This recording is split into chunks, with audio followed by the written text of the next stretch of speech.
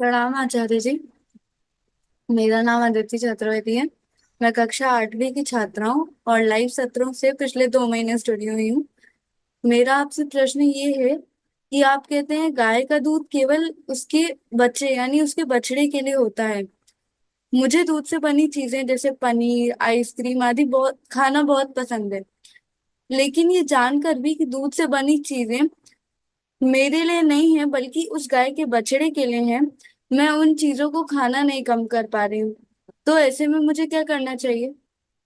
नहीं, ऐसे में तो फिर मैं जो भी कुछ बोलूँगा आप बोल दोगे कि मैं उनको सुन नहीं पा रही हूँ।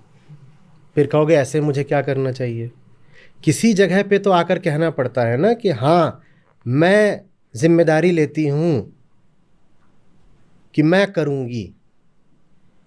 आप जान गए हो कि गाय का दूध किसके लिए है, जानने के बाद भी कह रहे हो कि मैं तो आइसक्रीम खाऊंगी खाऊंगी। तो वैसे ही मैं थोड़ा और जनवा दूंगा कुछ। आप कहोगे मैं जान गई हूँ लेकिन फिर भी मैं आइसक्रीम खाऊंगी खाऊंगी।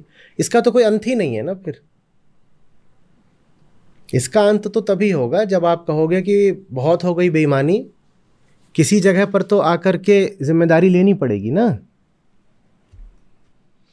वरना बताओ, इस तर्क का कोई उत्तर हो सकता है? हाँ मुझे पता है ये गलत है लेकिन मुझे करना है। इस तर्क का उत्तर बताओ। इस तर्क का उत्तर तो फिर बेटा सिर्फ डंडा होता है। ज्ञान तो उसके लिए है ना जिसको समझा दो तो समझ जाए। जो कहे कि मैं समझ तो गया लेकिन फिर भी मैं करूंगा पुराना काम ही, तो उसके लिए फिर अब ज्ञान बचा ही नहीं। उसके लिए क्या ज्ञान काम आएगा? अब क्या ज्ञान करोगे बोलो? सब समझा दूं, मान लो मैं आप पे 2 घंटे लगा करके कम से कम 100 तर्क दे करके समझा दूं कि जो हम कर रहे हैं वो हमारे लिए, दुनिया के लिए, सबके लिए एकदम आत्मघाती है। आप तब भी बोल सकते हो समझाया आपने बहुत बढ़िया, आपको हमारे ऊपर से 10 रुपए का इनाम। लेकिन मैं अभी भी करूंगी तो वही जो आज तक कर रही हूं। तो फिर मैं क्या करूंगा? अपना सा मुंह लेके बैठा रह जाऊंगा। आप कहोगे आपके समझाने में कोई खोट नहीं है, एक नंबर का समझाया आपने, मजा आ गया। क्या समझाया है बाबू? लेकिन मैं करूंगी तो वही जो मुझे करना है। तो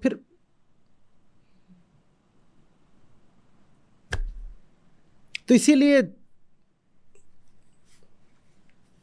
फिर समझाने वालों ने भी 2 चीजें निश्चित करी। पहला तो ये कि किसको समझाना है किसको नहीं समझाना है। उन्होंने कहा देखो, लाखों में कोई एक होता है ऐसा जो समझाने की योग्यता रखता है। ऐसा कोई लाखों में ही एक होता है जिसके पास सचमुच ये योग्यता होती है कि वो सबको समझा सके। उसका समय बचाना चाहिए क्योंकि वो बड़ी मुश्किल से आता है। और जब वो आ जाए तो उसके सामने ऐसों को लाओ ही मत जो समझने को तैयार ही नहीं है, क्योंकि उसका समय कीमती है। तुमने किन पर खराब करवा दिया उसका समय? समझ में आ रही बात? तो इसलिए उन्होंने बड़ी शर्तें रख दी। अर्हता कि कौन सामने आएगा। इसमें सबसे जो प्रचलित विवरण है, एकदम साफ खुला विस्तृत, वो आचार्य शंकर ने दिया था। उसको बोलते हैं साधन चतुष्टय। वहां उन्होंने बहुत सारी शर्तें रख दी। बोले जिसमें ये शर्तें हों वो तो फिर मुक्ति का अधिकारी है, नहीं तो दूसरा अधिकारी ही नहीं है, उसको सामने लाओ ही मत। और बड़ी भारी शर्तें हैं। वो शर्तें अगर हम लगाने लग जाएं तो सब साफ हो जाएंगे, कोई बचेगा ही नहीं। हो सकता है हम खुद भी साफ हो जाएं। तो उतनी कड़ी शर्तें नहीं लगाते। और दूसरे सिरे पर शर्तें रखी गई कि कब तक समझाना है। पहली तो ये कि किसको समझाना है, कि एंट्री ही किसको देनी है। और दूसरी ये रखी गई कि जिसको एंट्री प्रवेश दे दिया है उसके साथ भी कब तक प्रयास करना है। यह भी बता दिया कि अनंत प्रयास नहीं करने हैं। समझाने पर भी जो बार बार ऐसे कह दे कि हम समझ तो गए लेकिन हमें बदलना नहीं, हम समझ तो गए लेकिन हमें बदलना नहीं है, तो यह भी बता दिया कि किस बिंदु पर जाकर फिर उसको त्याग ही देना है कि तुम जाओ, तुम्हें बदलना नहीं है तो हमें हमारी ऊर्जा थोड़ा काबिल लोगों पर लगाने दो। अपने आप को ये तर्क देने का अधिकार दो ही मत। सीधी सी बात है, आई नो आई डू, इतना सीधा, आई नो आई डू। और इन दोनों के बीच में कोई अंतराल, फासला, गैप नहीं। If I know then I do.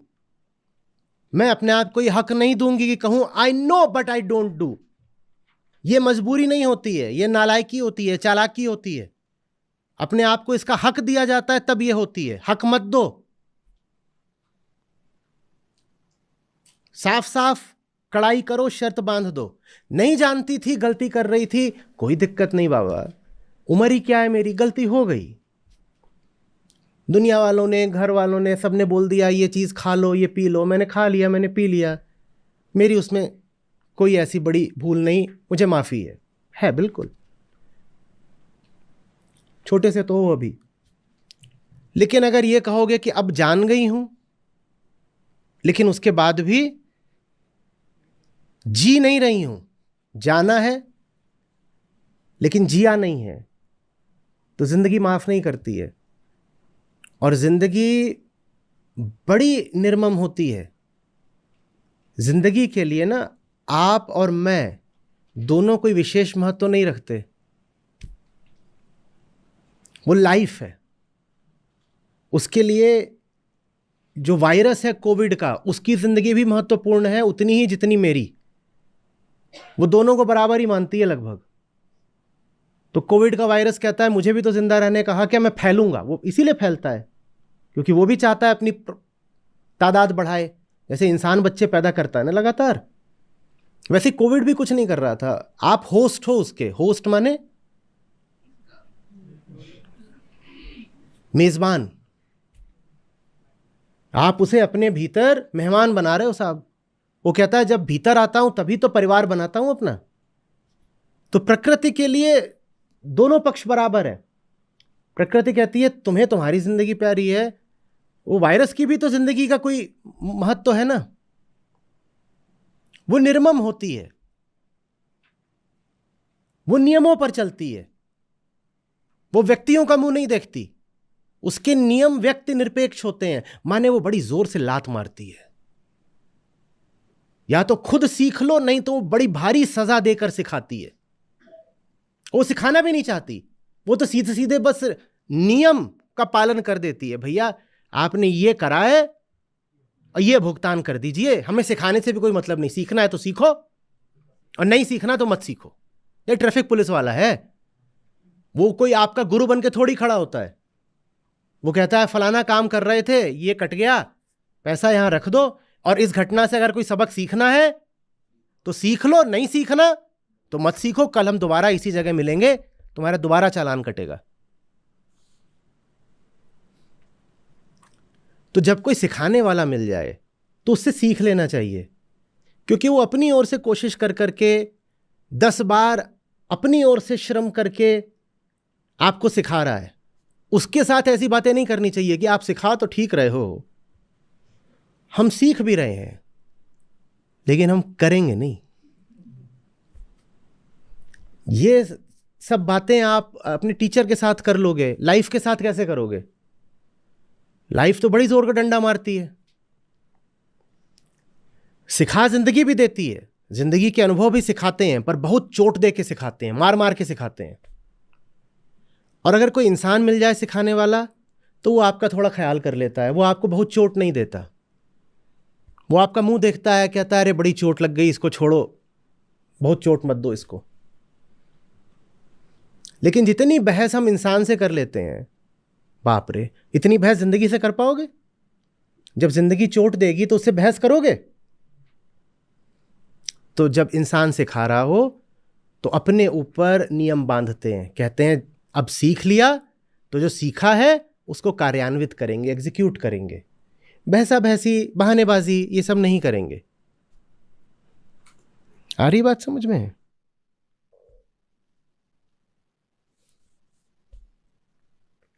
देखो, कुछ काम सिर्फ अपनी आंतरिक ईमानदारी से होते हैं। उसके लिए मैं आपको कोई फॉर्मूला नहीं दे सकता। उस चीज में कोई बाहर वाला आपकी कोई मदद नहीं कर सकता। वो चीज तो सिर्फ आप करोगे, और आप ईमानदार हो अपने लिए तो ही करोगे।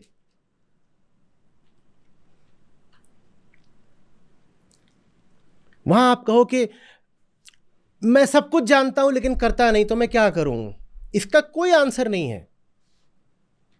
कोई इसका उपचार कोई बाहर का व्यक्ति नहीं दे सकता।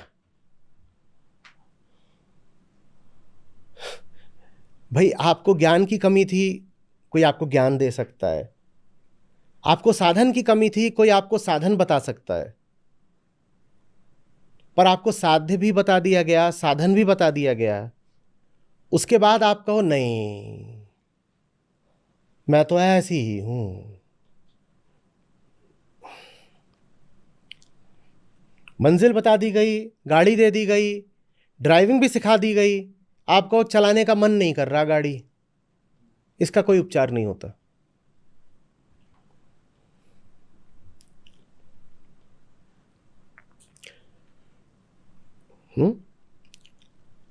आदिकाल से जिन्होंने भी लोगों को समझाने की कोशिश करी, उन्होंने ही अंजाम देख देख करके फिर कुछ नियम बना लिए। उन्होंने कहा दूसरे को सिखाना तो जरूरी है, पर सिखाने वाले को बचाना भी बहुत जरूरी है। कहीं ऐसा ना हो कि उनको सिखाने के लिए जो सीखना ही नहीं चाहते, वो बर्बाद हो जाए जो बहुतों को सिखा सकता था। तो उसको बचाओ। तो फिर नियम यह कर दिया कि जो एकदम नहीं सीख रहा उसको हटा दो, उसका अभी समय नहीं आया है। फिर क्या होगा बोलो?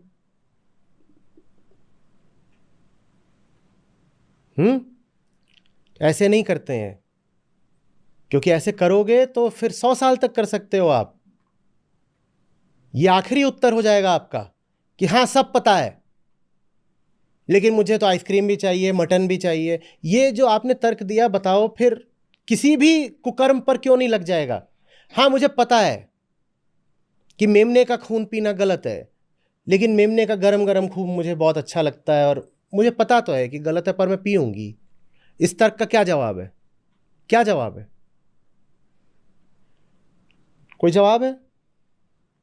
बस फिर खत्म।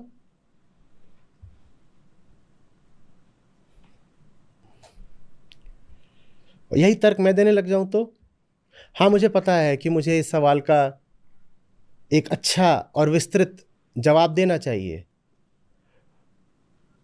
मन नहीं कर रहा। तो जो भी सवाल आए उसको एक सेंटेंस में निपटा दो। मुझे क्या पड़ी है कि मैं सबको ऐसे समझा समझा के डिटेल में विस्तार में बोला करूं? कहो। बिल्कुल बोल सकता हूं। आइंदा जब भी कहो ना कि मुझे तो अपने मन की करनी है, तो ये भी सोच लेना कि फिर जो लोग आपको फायदा देते हैं वो भी अपने मन की करने लगे तो आपका क्या होगा? क्या होगा?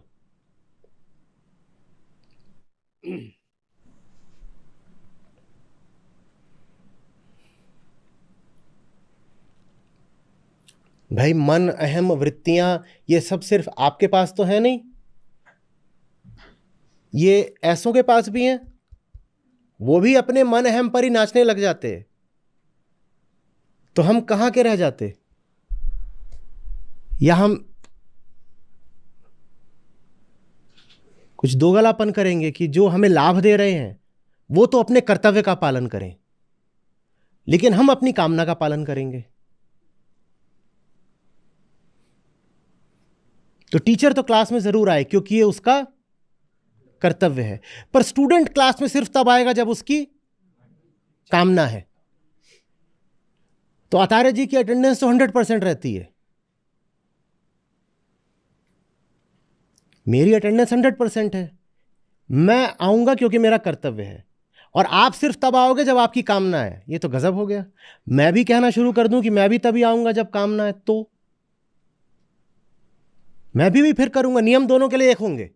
या तो मैं कर्तव्य का पालन कर रहा हूं तो आप भी करो, नहीं तो आपको कामना पे चलना है तो मैं भी कह रहा हूं मैं भी कामना पे चलूंगा।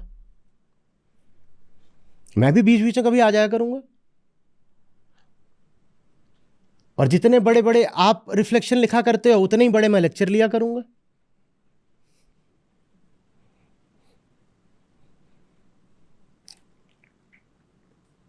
एक सज्जन है 8 महीने पुराने, आज उन्होंने पहली बार अपना दिल खोला कम्युनिटी पे। ब्लॉग चल रहे थे बहुत समय से, तो आज उन्होंने पहली बार आके अपने अंतस उद्गार व्यक्त किए। हीरे मोतियों जैसी बात कही है उन्होंने आज। जानते हो क्या? आज रविवार है। सचमुच।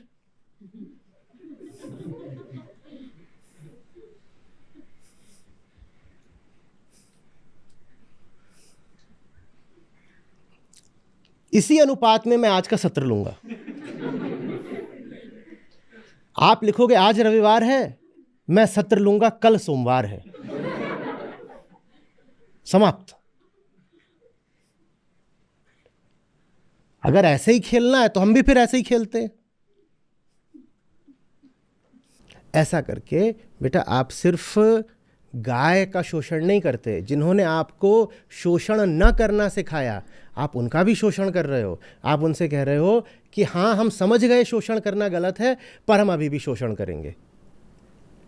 आप गाय को भी सता रहे हो और गुरु को भी।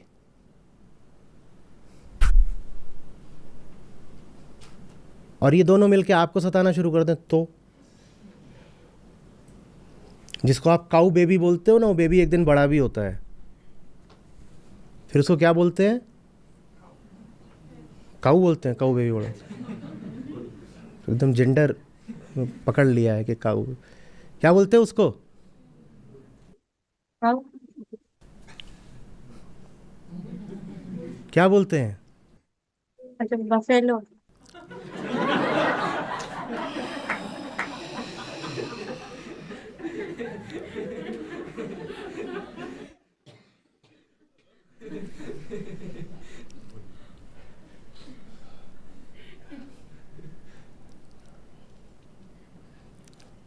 और किसी दिन काऊ ने उसको भेज दिया कि यही थी बेटा जो तेरे हिस्से का पीती थी, जा।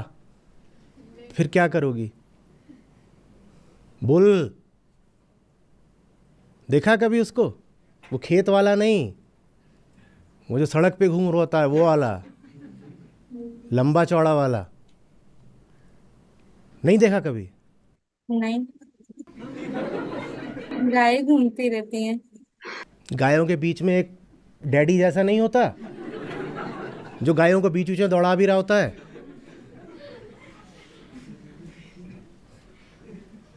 जिसके यहाँ निकला होता है हम। हाँ, हाँ, क्या बोलते हैं उसको? बोल। सांड। हाँ, उसी के हिस्से का पी रही हो। और उसकी मम्मी ने आके उसको बता दिया किसी दिन कि यही थी, इसीलिए तेरी बॉडी नहीं बन रही है ठीक से। बचपन में तेरे हिस्से का इसी ने पिया है, और तेरे जो सब भाई लोग थे उनको भी इसी ने मरवाया है। फिर क्या करोगे बताओ?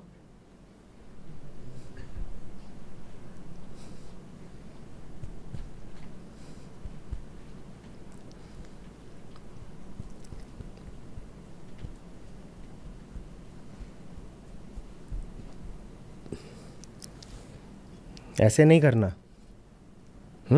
सिर्फ इसी बात में नहीं, हर बात में। अगर जिंदगी मजबूत रखनी है, ताकतवर इंसान बन के खड़ा होना है, तो बस ये नियम पकड़ लो। जहां जान गए कि गड़बड़ है उधर दोबारा नहीं जाएंगे।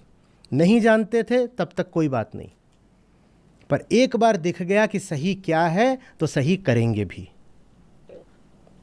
ठीक है? धन्यवाद। चलो।